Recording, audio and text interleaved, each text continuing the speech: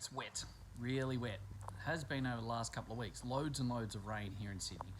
And 2 clients today have reached out about rain, floods, and ultimately at the end of the day it comes down to whether they can control the uncontrollable. Speaking of floods, we had to go through these 2 clients up far north Queensland only February or so last year as well in regards to the massive floods they had as well. And the same thing resonates then as it does now. The fact is, you can't control everything. We can't control the weather. We can't control the uncontrollables that are always going to happen to us in business and also in life. Yep, still wet. So what do you do when things hit that are outside of your control, that are negative on yourself and your business? Step 1, don't panic and understand that even though the world might seem like it's going to end, it never does. So you know what, guys? Don't stress first and foremost, because otherwise you get yourself in that negative spiral and things only compound and get worse. Step 2, identify what you can actually change, what you can actually influence. What is it that's the next logical step for you to be able to say, do, implement, work with, help out, etc. Keep it short, keep it simple. Because ultimately your body and your brain wants to have momentum. We want to see that what we're doing is working. We want to see that we're doing something that ticks the next thing off the list, that it's helping out with a scenario. We want to feel like we're in control, because it's the not being in control that actually gets us the most amount of anxiety and fear.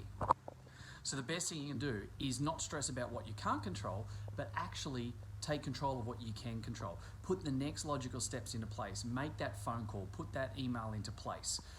If it's around the floods, talk to the team, talk to the clients, move through the steps of the controllable actions that are going to be beneficial, that you can actually work on.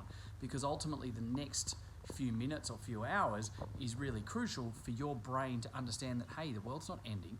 These things are going to happen, and we're going to put the right positive things back in control of our own destiny. And when we have control, we feel a lot better about things, and we're going to be a lot more efficient, a lot more effective. We're going to leverage more properly. Can't even talk properly. So we're going to leverage better, and we're going to be able to get ourselves moving forward, get the right traction and stepping forward from there. And then the last part is then simply going, right, what went wrong that we may be able to change in the future? Now, let's be honest, floods aren't a good one because for us to be able to control, because we can't control that, right? But it doesn't have to be about floods. Still wet. But what is it that you might be able to do that's actually going to have a profound effect to prevent that in the future?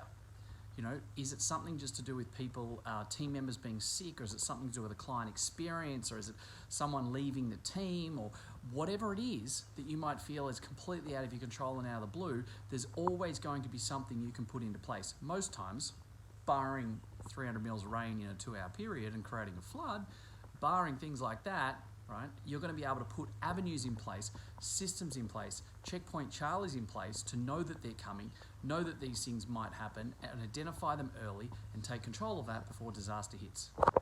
So 3 steps. First of all, don't panic. It's a really, really simple one, but most of us probably get this one wrong. I'm probably exactly like that. Just don't panic, guys. Stop, take a breath, remove yourself from the situation briefly if needed. Get control of yourself, because honestly, panicking and having all fear and anxieties and that type of stuff ain't gonna hurt, ain't gonna help, right? Step 2, what's the next logical step? What is it something that you can do, or the first 2 or 3 things that you can do to take control of that situation? Because when you have control, you'll actually feel a lot better about things, you'll make better decisions, you'll work more efficiently, more effectively, and you'll be able to apply the right systems and the right leverage to be able to make those next decisions and next steps recover better and faster. And step 3, always look for the way in which you can step forward and prevent these in the future.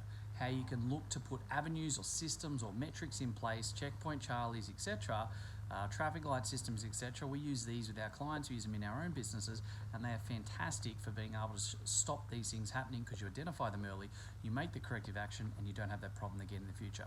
Hope that helps. A storm's actually on the way, funnily enough, and I'll talk to you guys soon. Cheers.